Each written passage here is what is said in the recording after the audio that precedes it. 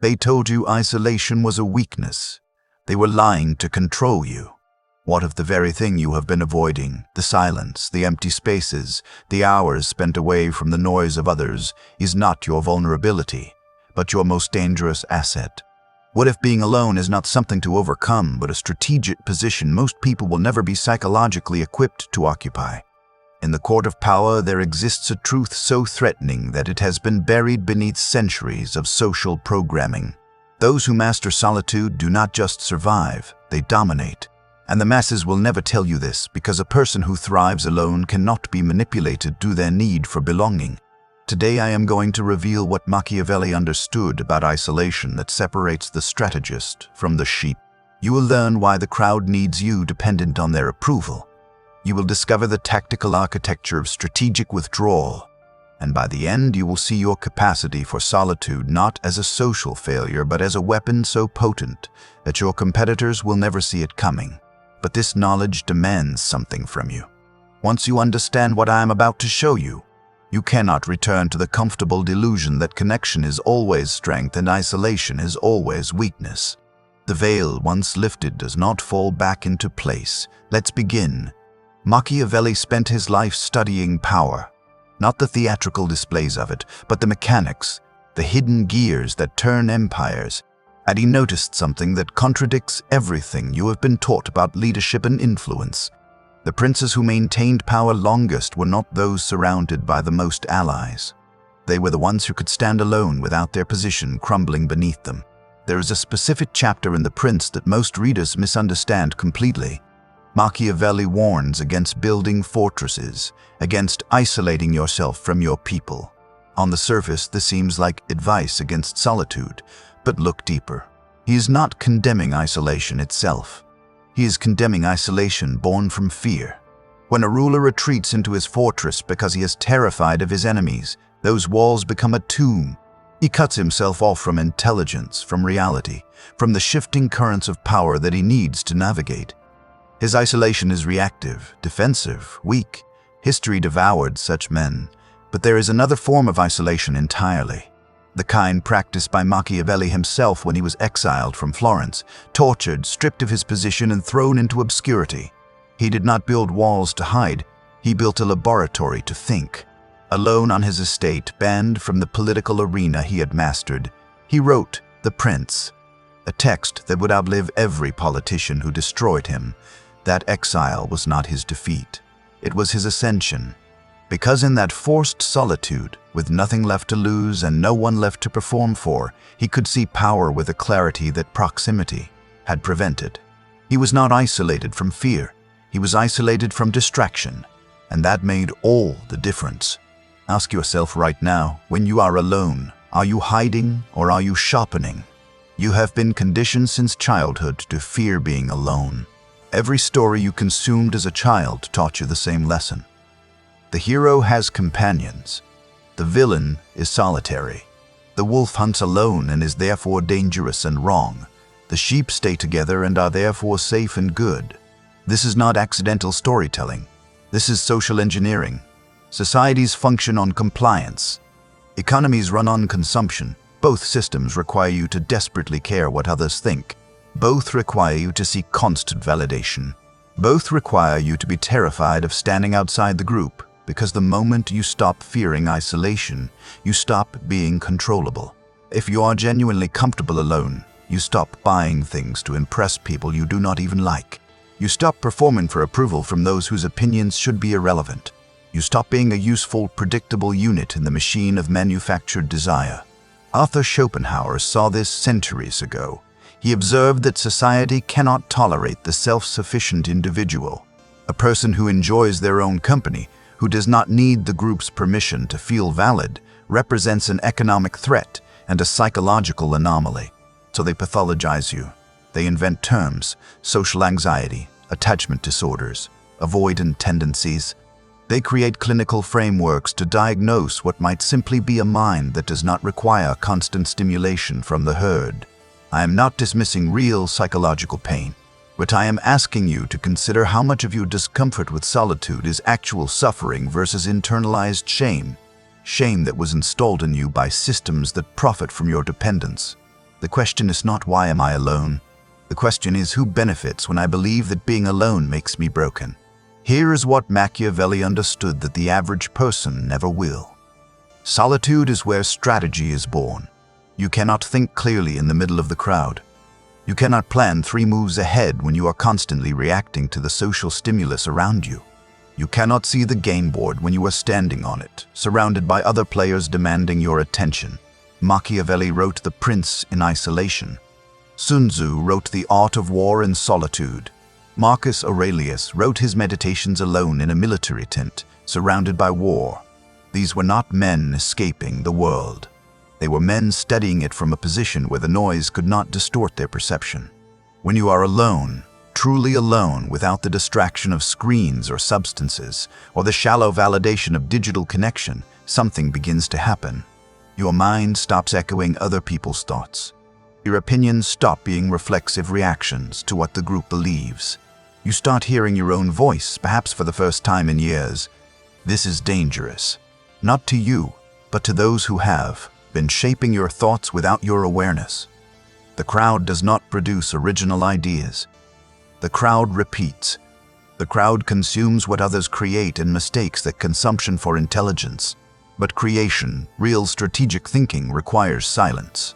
It requires the kind of mental space that only exists when you are not performing for an audience. If you are alone right now, you are in the position every great strategist occupied before they changed the game. The question is whether you will use that position or continue apologizing for it. Let me tell you something about power dynamics that no one will say directly. The person who needs connection is always at a disadvantage. Always. When people sense that you need them, that you cannot walk away, that you are terrified of being alone, the entire relationship shifts. They begin to test you. They take liberties. They offer less and demand more because they know you will accept it. You have already shown them that your fear of isolation is greater than your self-respect. This applies everywhere. In business negotiations, the party that can walk away holds the power. In romantic relationships, the person who is comfortable alone sets the terms. In friendships, the one who does not desperately need the group cannot be manipulated through social pressure. Machiavelli observed this repeatedly in the princes he studied. The rulers who needed their allies, who could not stand without support, became hostages to those they depended on. Their alliances were not choices, they were necessities, and everyone knew it. But the prince who could stand alone, who had cultivated his own strength and did not require constant validation from his court, that prince could form alliances from a position of power.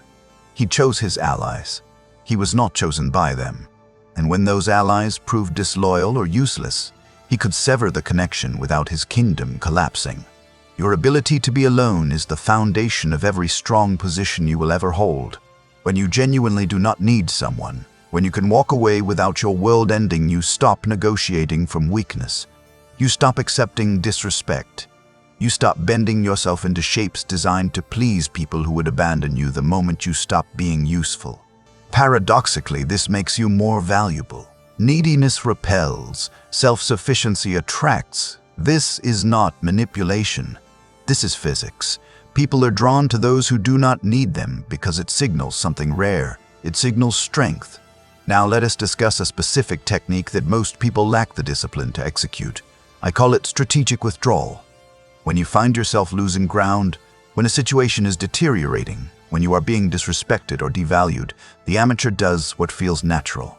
They double down, they chase harder, they explain themselves, they prove their worth desperately, and they watch their position erode with every grasping move they make. The Machiavellian does the opposite. They withdraw, not with anger, not with dramatic announcements designed to provoke a reaction. They simply become less available, less visible, less invested. They reclaim their attention and redirect it elsewhere. When Machiavelli was exiled, he did not flood the Medici family with desperate letters begging for reinstatement. He did not perform his suffering publicly, hoping someone would rescue him. He retreated. He worked. He wrote. And the work that emerged from that silence outlived every politician who dismissed him. Strategic withdrawal accomplishes several things simultaneously. First, it stops the bleeding. When you're in a losing position, continuing to engage only accelerates your loss. Withdrawal halts that momentum. Second, it reclaims your energy. Every moment you spend focused on people who do not value you is energy hemorrhaging outward. When you withdraw, that energy returns to you. You can feel it physically. The mental space that opens up, the clarity that emerges. Third, it creates scarcity. Human psychology is primitive. We value what becomes scarce. When you withdraw without explanation, without hostility, you force others to confront what they may have been taking for granted. Sometimes they realize your value. Sometimes they do not. Either way, you gain information. But this only works if your withdrawal is genuine. If you are secretly monitoring their response, checking if they noticed, hoping they will chase you, you are not withdrawing. You are performing withdrawal while remaining mentally enslaved. True strategic withdrawal requires internal disengagement. You must actually redirect your focus to your own development, your own projects, your own empire. You must become so absorbed in building your position that their absence becomes irrelevant background noise. This is difficult. Most people cannot do it, and that is precisely why it works for those who can. Arthur Schopenhauer made an observation that most people spend their lives avoiding. The majority of social interaction is not genuine connection. It is distraction from the unbearable weight of existing inside your own mind. He wrote that you can judge a person's quality by how much they enjoy their own company. Those who cannot bear solitude are running from something internal, and no amount of social activity will fill that void. It can only temporarily obscure it. This is why you see people who are constantly surrounded by others yet perpetually empty. Their sense of self is entirely dependent on external feedback. Remove the audience and they experience something close to psychological collapse. But those who have sat with themselves in the silence, who have faced what exists in that internal space and survived, possess something rare. They have an identity that does not require witnesses. They have a self that is not contingent on approval. Schopenhauer called this intellectual wealth, the ability to entertain yourself with your own thoughts, to find endless fascination in your own mind without needing constant input from others. This is not narcissism. Narcissists desperately need external validation. They are hollow and require constant reflection from others to feel real. What I am describing is the opposite.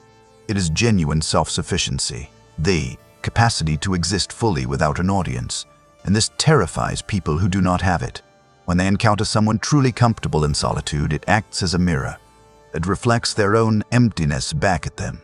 It exposes the possibility that they did not have to live the way they have been living, that their constant social performance was optional, and that realization is unforgivable. So they will attack you for it. They will call you antisocial, cold, arrogant, weird. Let them. Their judgment reveals their prison, not your pathology. Here is what no one will tell you directly.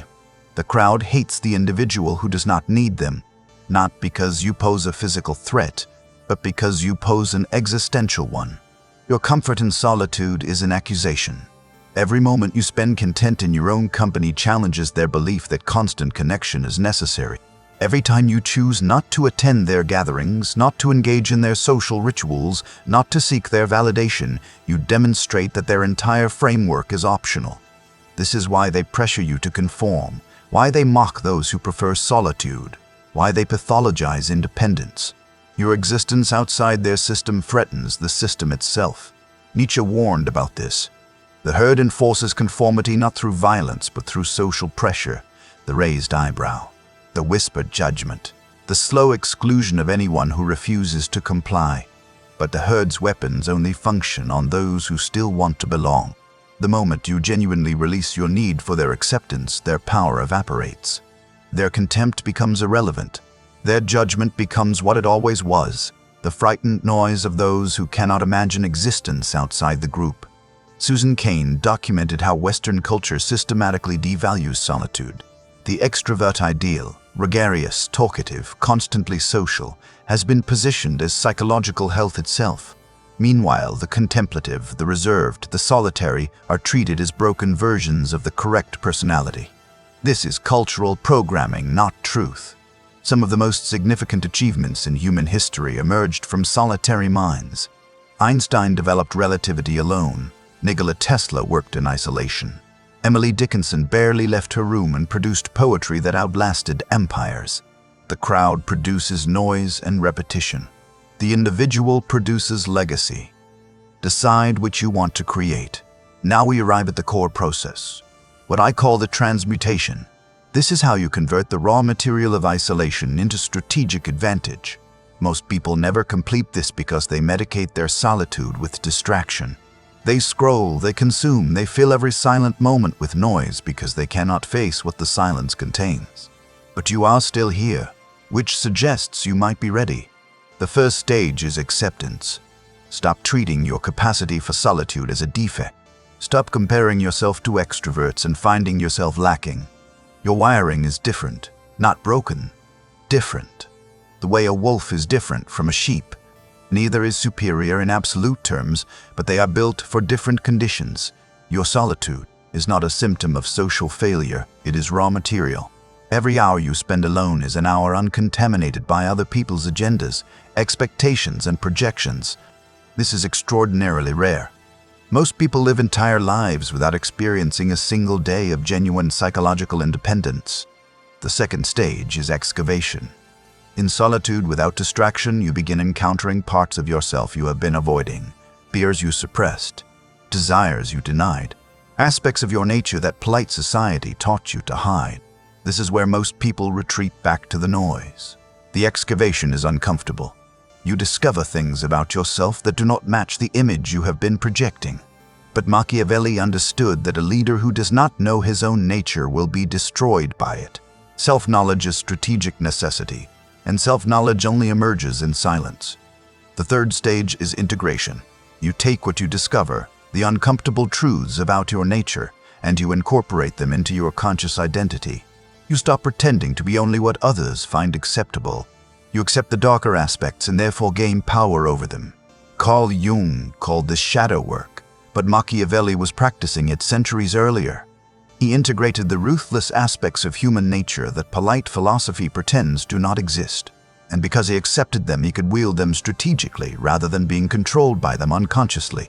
The fourth stage is construction. Having cleared the debris of social conditioning, having excavated and integrated your hidden nature, you now possess something most people never achieve: a foundation. From this foundation, you can build deliberately, not according to what will gain approval, not according to what others expect, according to your own design. This is sovereignty, not ruling others, but ruling yourself. Your kingdom is internal, your power is psychological, and no external circumstance can truly destroy it because it does not depend on external conditions. This is what your solitude offers if you are willing to claim it. Let me show you this process in action. In 1513, Machiavelli was tortured and exiled. He lost everything: his position, his reputation, his place in Florentine politics. Most men would have been destroyed. But Machiavelli used that exile to create something that would outlive every person who destroyed him. The prince emerged from that isolation, not as therapy, not as complaint, but as a cold examination of power that would influence leaders for 5 centuries. His isolation was not his punishment, it was his laboratory. Had he remained embedded in Florentine politics, constantly navigating social dynamics and political theater, he would never have achieved the clarity that exile provided. Consider Seneca, the Stoic philosopher. When Emperor Nero turned against him and forced him into exile on Corsica, Seneca did not collapse. He wrote letters and essays that would shape Western philosophy for 2,000 years. In his writings on solitude, Seneca describes deliberately practicing poverty and isolation to remove his fear of them. He understood that dependence on external conditions, whether social, material, or emotional, was the true prison. One more example. Henry David Thoreau retreated to Walden Pond in 1845. He lived alone for 2 years, deliberately stripping away everything non-essential to discover what mattered. What emerged was not just a book, but a philosophy of resistance. Walden taught generations that the life of quiet desperation lived by the majority was optional, that you could step outside the machine, that solitude was not exile but liberation. Thoreau wrote that he never found a companion as companionable as solitude. These men were not damaged by isolation. They were forged by it. Now let us speak practically. How do you weaponize your alone time? First, establish productive rituals. Unstructured isolation devolves into rumination. The same dark thoughts circling endlessly with no resolution. This is destructive solitude. Productive solitude requires architecture, daily rituals that channel your time into creation rather than consumption. Writing, training, building, studying. Machiavelli had a specific ritual during his exile. He would work his farm during the day. Then in the evening, he would change into his formal robes, the clothing he wore in political office, and enter his study. There he would read the ancient texts, engaging with history's greatest minds as though he was still at the center of power. This ritual maintained his identity as a strategist even when circumstances tried to reduce him to a farmer. Your rituals serve the same function. They maintain your identity as someone building toward larger goals, even when no one is watching. Second, develop intellectual companionship. You may be physically alone, but you need not be intellectually isolated. Books are conversations with the greatest strategic minds who ever lived. When you read Machiavelli, Sun Tzu, Robert Greene, you are in dialogue with people who understood what you are experiencing. This is not replacement for human connection. It is a different form of connection, one that transcends time and circumstance, one that cannot be taken from you regardless of your social situation. Build your library deliberately. Choose authors who challenge you, who force you to think rather than merely consume comfortable ideas. Third, create evidence of progress. The danger of solitude is losing perspective on your own growth. Without external feedback, you can feel stagnant even when advancing. Counter this by creating tangible proof. Write daily, track your training, document your development. This evidence serves another purpose. When you eventually re-engage with the social world, and you will have results to show. Not explanations, not excuses, results. Fourth, practice strategic re-emergence. Solitude is a phase, not a permanent state. Even Machiavelli returned to public life eventually. The key is how you return, not desperately seeking connection, but offering value from a position of strength. The perspective you gained, the skills you developed, the clarity you cultivated, these change your presence. People will sense something different about you. The solitude will have altered you in ways you may not fully articulate, but others will certainly perceive. Here is a truth that will never appear in mainstream advice. Some people are built for solitude, not completely, not forever, but fundamentally. They are not broken. They are not missing something others possess. They are simply designed for different conditions. The way certain animals thrive in environments that would kill others. The way some plants flourish in desert conditions that would destroy a rainforest species. Your internal architecture is different. Schopenhauer wrote that ordinary people think of how to spend their time. People of intellect think of how to use it. Perhaps you are not lonely. Perhaps you are simply using your time differently than those who cannot bear their own company. This does not mean all isolation is healthy. There is pathological withdrawal, the fear-based hiding that Machiavelli warned against. But there is also sovereign solitude, the strategic positioning of someone who has work to do that the crowd cannot understand and would only interrupt. You must answer honestly which describes your situation. If you are hiding from life because you fear rejection, that is a wound requiring attention. But if you are alone because you have discovered something in that space that cannot be found in constant company, you are not sick. You are awakening, and the world will tell you that you are wrong. The world will insist that connection is everything and isolation is pathology. The world will try to medicate your preference and pathologize your nature. Ignore them. They do not understand what you have access to. They cannot comprehend the forge you are building. They are speaking from their own terror of silence, a terror you are learning to overcome. So where does this leave you? You are alone, perhaps right now. Perhaps tonight when everyone else is performing connection on social media while feeling empty inside. And instead of treating that state as a problem to escape, you can now recognize it as territory to explore. You are not being punished. You are being prepared. The solitude you experience is burning away everything false. The performed personalities, the borrowed opinions, the identities you adopted to gain approval. All of it is being stripped away. What remains is essential. And from that essence you will construct something that does not require external validation to stand. Something that cannot be shaken by rejection or abandonment because it does not depend on others for its existence. Machiavelli did not write The Prince to be liked. He wrote it to be true. And that truth, unflinching and uncomfortable, outlasted every prince and politician of his era. Your solitude can produce the same. Not necessarily a book, but a self. A self so integrated, so deliberately constructed, so strategically positioned that it does not bend to every social pressure. That is the gift hidden inside your isolation. The next time you are alone, truly alone, and that familiar discomfort rises, stop. Do not reach for distraction. Do not medicate the feeling. Ask yourself a different question. What if this is not my weakness but my weapon? What if this silence is not empty, but full of something the crowd cannot hear? What if I am not being left behind but positioned ahead? The crowd cannot access what solitude teaches. They are too afraid of the silence to learn its lessons. But you can. And that difference, that willingness to sit in the uncomfortable space that others flee, is what separates the strategist from the masses. They will continue performing connection while feeling empty. You will continue building in silence while becoming full.